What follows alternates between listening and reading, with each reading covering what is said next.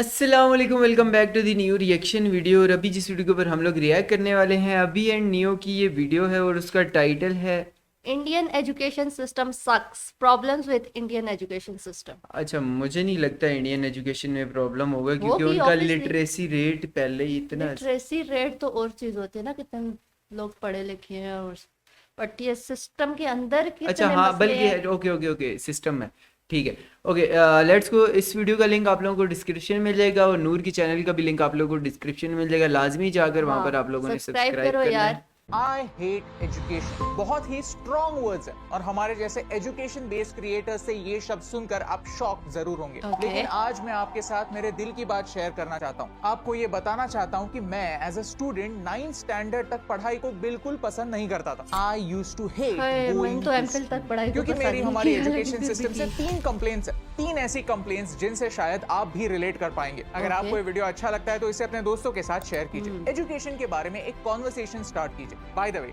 आपने जनवरी से हमें बहुत ज्यादा सपोर्ट किया है, इसलिए थैंक यू। बड़ी मेहनत से हम सब्सक्राइबर्स का नंबर 32% तक ऊपर लेकर आए हैं, लेकिन आज भी आप में से 68% लोगों ने चैनल को सब्सक्राइब नहीं किया हुआ है। यार अगर ये आप यहाँ गलत पर बात नए हैं, होती तो है। प्लीज सब्सक्राइब करना ना भूलिए। आपको सिर्फ 2 सेकंड लगेंगे, लेकिन इससे हमें बहुत ज्यादा मोटिवेशन मिलता है। कंप्लेंट नंबर 1, बात करने के लिए कोई नहीं। कुछ दिनों पहले एक बहुत ही डिप्रेसिंग न्यूज पड़ी थी कि राजस्थान की एक 10th स्टैंडर्ड की बच्ची ने अपनी जान ले ली और अरे कहा कि यार, 90% मार्क्स लाना मेरे बस की बात नहीं। इतना I प्रेशर give नहीं up. डालना चाहिए I स्टूडेंट्स पे। quit. और ऐसी ही कहानियां यार भारत ये के हर गलत गली चीज मोहल्ले है। में। आपके ही परिवार में पूछिए, आई एम श्योर कि आपके परिवार में किसी ना किसी ने ऐसा किस्सा सुना होगा कि किसी जान पहचान के बच्चे ने अपनी जान ले ली। क्यों?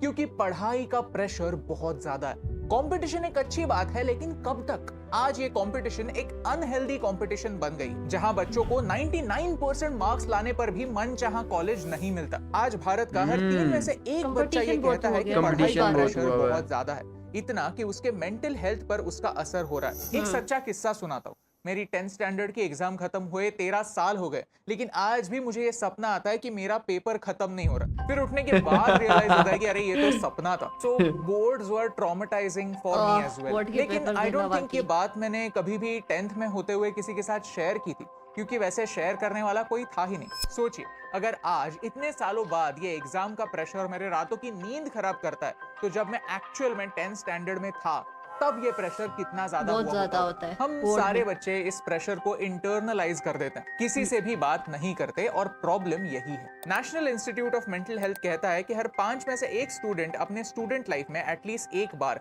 किसी सीरियस मेंटल हेल्थ प्रॉब्लम से गुजर सकता है। अगर एक क्लास में और 7 गुजरता बच्चे भी हैं तो होगा। उनमें से 12 बच्चे आज इस समय इतने प्रेशर में होंगे कि वो एक बीमारी बन चुकी होगी। ये इतना ज्यादा प्रेशर हेल्दी है या अनहेल्दी, और ये डिसाइड कौन करेगा? Obviously teachers. unhealthy होता अगर है, आपके इतना टीचर्स हाँ। अच्छे हैं तो आप लकी हैं, लेकिन अक्सर टीचर्स अपनी क्लास के 10% बेस्ट स्टूडेंट्स पर फोकस करते हैं और बाकी के सारे स्टूडेंट्स को उन्हीं से कंपेयर करते हैं। कुछ टीचर्स कभी कभी भूल जाते हैं कि हर बच्चा यूनिक होता है, हर एक के अलग अलग स्किल्स होते हैं और हर एक की ग्रास्पिंग कैपेसिटी भी अलग होती है। टीचर्स बात सुनते नहीं, और अगर पेरेंट्स से कुछ कहा तो वो हमें ही डांट देते हैं। तो एक स्टूडेंट बात किससे करे? एक ओम्बड्समैन की जरूरत है। ओम्बड्समैन यानी एक इंडिपेंडेंट व्यक्ति जिसका कनेक्शन ना ही टीचर्स से हो और ना ही स्टूडेंट्स के पेरेंट्स से। जो बात उनमें और स्टूडेंट्स में हो वो स्ट्रिक्टली कॉन्फिडेंशियल रहे, और उनका सोल ऑब्जेक्टिव स्टूडेंट्स की मदद करना और उनके अच्छा प्रॉब्लम idea। सुलझाना। ये दुनिया चीज़ की से बेस्ट अच्छी है। एजुकेशन सिस्टम फिनलैंड में मानी जाती है, जहां फोकस एक अच्छा, बच्चे के फिनलैंड, ओवरऑल हाँ। वेलबीइंग पर रैंक होता फर्स्ट पे है। आता है। यहाँ ऐसे ओम्बड्समैन होते हैं। 2012 में भारत में पार्लियामेंट में एक डिबेट भी हुई थी, जहां ऐसा प्रपोज किया था कि हाई प्रेशर वाले इंस्टीट्यूशंस जैसे IIM, IIT में ओम्बड्समैन अपॉइंट किए जाए। लेकिन 10 साल हो गए और ये बात ठंडी पड़ गई। हमारे एजुकेशन सिस्टम में काउंसलर्स की कमी है, जो डे टू डे प्रॉब्लम्स के साथ करियर के बारे में भी एक स्टूडेंट को गाइड करे, जो बिना किसी जजमेंट के स्टूडेंट के प्रॉब्लम ये सुलझाने की बहुत बड़ा कोशिश मसला है करे। कि ऐसा नहीं पढ़ाई कि तक सारे रास्ते students करियर के लिए innocent गाइड हैं। नहीं करियर के करते। लिए कुछ कोई भी students गाइड होते नहीं हैं जो करता। सिर्फ बहाने बनाते हैं। लेकिन अगर इस पूरे एक्सरसाइज से एक स्टूडेंट की भी जान बचती है तो आई फील ये वर्थ इट है। ओके, तो हम क्या कर सकते हैं? जब तक हर स्टूडेंट में काउंसलर्स या फिर ओम्बड्समैन नहीं है, तब तक हमें ही हमारे आसपास नजर रखनी पड़ेगी। अगर आपको एक छोटा भाई या बहन है तो keep an I on them.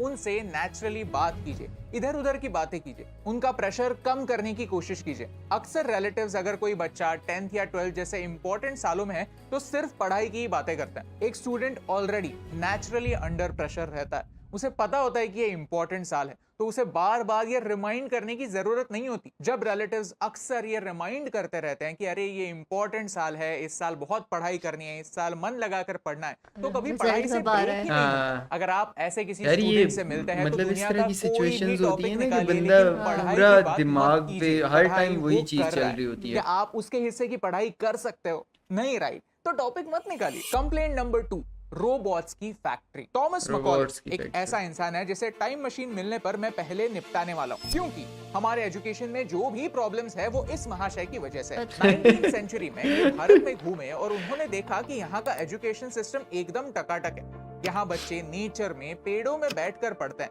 Local language में लोकल एजुकेशन पाते हैं, आसपास के प्राणी पक्षी पेड़ों के बारे में सीखते हैं। वो एजुकेशन के थ्रू नेचर से, अपने गांव से कनेक्ट कर पाते हैं, और ये ब्रिटिशों के एजेंडा के कंप्लीटली अगेंस्ट था। जब तक हमारा पुराना एजुकेशन सिस्टम था तब तक डिवाइड एंड रूल के बेसिस पर भारत के टुकड़े करना ब्रिटिशों के लिए इम्पॉसिबल था। तो उन्होंने सूट बूट वाला इंग्लिश एजुकेशन सिस्टम लाया, जहां बेसिकली उन्होंने हमें इंग्लिश बोलने वाला स्लेव बनाया, हमारी जड़ें काट दी और ये इन्फोर्स किया कि जो भी लोकल है वो बेकार है, कम क्वालिटी का, और सूट यही बूट कॉम्प्लेक्स जो जो है ये वो छोड़ गए थे, ऐसा और होता आज है, और तक इसके जो बारे है में ये मस्त डॉक्यूमेंट्री आप YouTube पर देख सकते सबकॉन्टिनेंट हैं। में मकौले का पाया एक ही ऑब्जेक्टिव था कि ऐसी जाति बनाओ जो दिखने में ब्राउन यानी इंडियन हो, लेकिन सोच विचार में अंग्रेज हो, वो बर्ताव अंग्रेजों जैसा करे, जो भारत के इतने बड़े पॉपुलेशन को कंट्रोल करने में अंग्रेजों की मदद करे। ओके, वेस्टर्न एजुकेशन सिर्फ इविल नहीं था, उन्होंने भारत में कुछ अच्छी कॉन्सेप्ट्स भी लाई, लेकिन एक बड़ा प्रॉब्लम यह है कि उन्होंने हमें एक रोबोट बनाया, इंडस्ट्रियल रेवोल्यूशन का एक गुलाम बनाया,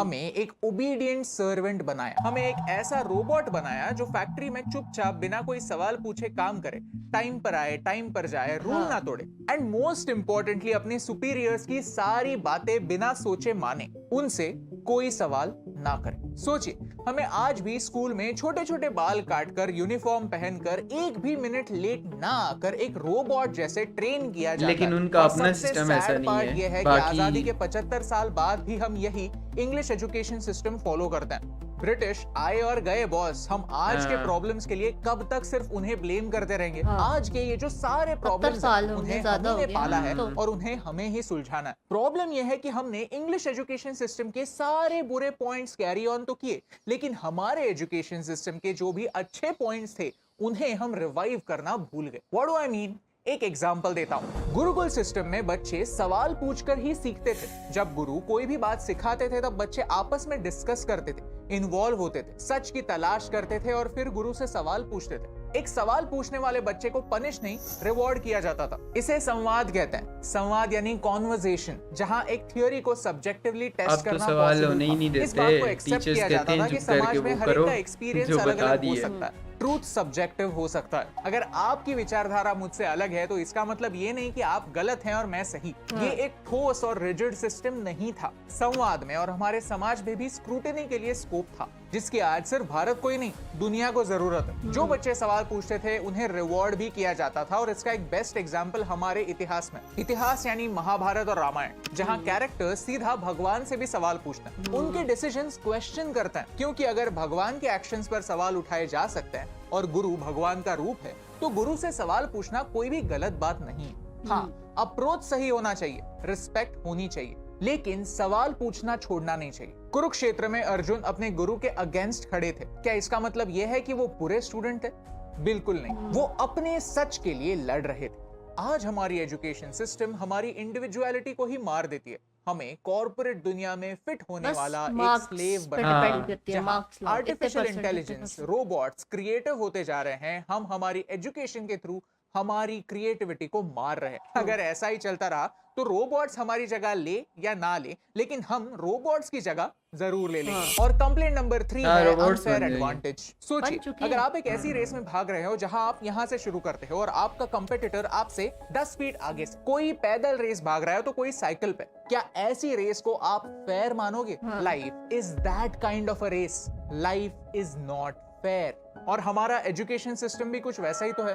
किस घर में पैदा होना है ये हमारे हाथ में नहीं होता। अगर हमारे पेरेंट्स के Right. पास रिसोर्सेस हैं और अगर वो एजुकेशन पे वो रिसोर्सेस स्पेंड करने के लिए रेडी है तो हम अच्छे स्कूल में एडमिशन ले सकते हैं। अगर अच्छे स्कूल में अच्छे टीचर्स हैं तो हमें अच्छा एजुकेशन मिल सकता है। लाइफ की रेस शुरू होने से पहले ही हमारे लिए ये डिसाइड कर लिया जाता है कि हमारी स्टार्टिंग लाइन क्या होगी, हमारे लिए आने वाले फ्यूचर में कौन सी अपॉर्चुनिटीज होंगी और कौन सी नहीं। और स्कूल शुरू होने पर हमारा एजुकेशन सिस्टम सिर्फ एक टाइप के लर्नर को एनकरेज करता है जो चीजें रट कर एग्जाम में लिख कर आ सके। बेसिकली एक ऐसे ही ऐसा है। स्टूडेंट जो स्मार्ट नहीं, चतुर, मीनिंग समझे चतुर। बगैर बस रट्टा मारता है याद और है एग्जाम Three में Idiots लिख कर Three मार्क्स Idiots लाता है। फिर उसे कुछ समझा है या नहीं, इससे क्या फर्क पड़ता है। फिल्मों में हम मतलब कितना भी नहीं बोले कि चाहिए, लाइफ में मैं ऐसे चतुर memorize फेल कर होते हैं, लेगा। लेकिन सच तो यही है कि ऐसे चतुर को कई सारी अपॉर्चुनिटीज मिलती हैं। आईआईटी में भी एडमिशन मिलने के लिए आपको अच्छे मार्क्स तो लाने ही पड़ते हैं। ये Marks सिर्फ तो एक टाइप जरूरी की हैं फिर। लर्निंग होती है, लेकिन एक्चुअल में सिर्फ एक टाइप के नहीं 8 अलग अलग टाइप के लर्नर्स हो सकते हैं। कुछ लोगों की Okay. फोटोग्राफिक मेमोरी होती है,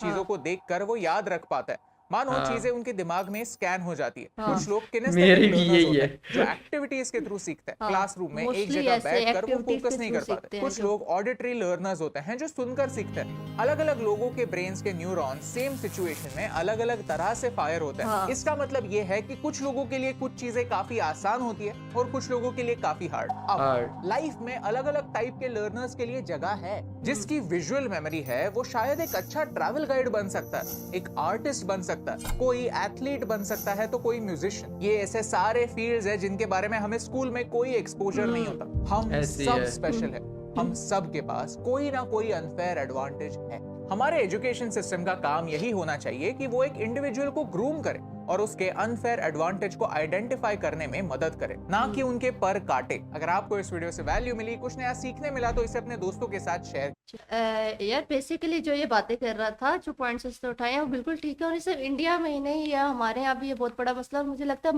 मोस्टली कंट्रीज में ये बहुत बड़ा मसला है, स्पेशली एशिया के जो काफी सारे कंट्रीज हैं। सिस्टम लेकिन अब जो देखो वेस्ट में आप जाओ तो वो इस तरह के रटी रटाई चीजों पे या किताबों पे इतना फोकस नहीं करते जितना वो थ्रू प्रैक्टिकल्स और अच्छा, उस तरह से मुझे याद है कि हमारे यहाँ अभी भी बच्चे मोबाइल, आईपैड या टैबलेट या लैपटॉप स्कूल नहीं लेके जा सकते। मतलब अब यूनिवर्सिटीज कॉलेजेस में आप लोगों को allowed अलाउ है। होती है ये चीज़, लेकिन स्कूल लेवल पे अभी मेरे ख्याल से इंडिया में भी नहीं होगा और और पाकिस्तान में भी नहीं दूसरी है। चीज ये कि लेकिन मैं एक स्टूडेंट्स, बात बता हाँ रहा था, तो मेरे एक जानने वाले हैं बच्चे मेरे साथ गेम खेलते हैं ना, अच्छा तो वो लोग रहते हैं स्विट्जरलैंड में। अच्छा स्विट्जरलैड में वो बहन भाई हैं 3 लोग, तो वो स्कूल पढ़ते हैं, अभी स्कूल पढ़ते हैं। हाँ वो अपना टैबलेट साथ लेके जाते हैं, अपना फ़ोन साथ लेके जाते हैं। उनकी वीक में एक दिन स्विमिंग क्लासेस होती हैं, मतलब उनको हाइकिंग वगैरह कराते हैं, मतलब उनकी डिफरेंट डिफरेंट चीज़ें करा रहे होते हैं जिससे बच्चे खुश हो रहे होते हैं, स्कूल जाते हैं, कल्चर डेज दूसरे तीसरे, हाँ इस तरह की चीज़ें, नई नई चीज़ें और टेक्नोलॉजी से रिलेटेड चीज़ें सिखाई जाती हैं उनको। वही बात है कि हमारा मसला ये है कि हम थ्योरेटिकल वर्क पे ज्यादा फोकस करते हैं और प्रैक्टिकल पे इतना नहीं प्रैक्टिकल पे करते। नहीं करते, वहाँ और पर ज्यादा प्रैक्टिकल ज्यादा जरूरत ये है कराते कि हैं। जो टीचर्स आते हैं बेसिकली उनकी ट्रेनिंग होना सबसे ज्यादा हाँ, जरूरी है, कि वो उनको चीज़ बताया जाए, नॉलेज उनके पास होती है नो डाउट, उनको बताया जाए कि बच्चों को आगे वो कैसे सिखानी है वो चीज। सिखाने की चीज़ है। खैर, वीडियो काफ़ी इंटरेस्टिंग थी। अगर आप लोगों को भी अच्छी लगी है तो please guys like and share and comment ज़रूर करना। अगर आप लोग भी किसी वीडियो के ऊपर रिएक्शन चाहते हो तो आप लोग इंस्टाग्राम के ऊपर बता सकते हो। हम लोग मिलते हैं एक और वीडियो के साथ, तब तक के लिए अल्लाह हाफिज। बाय।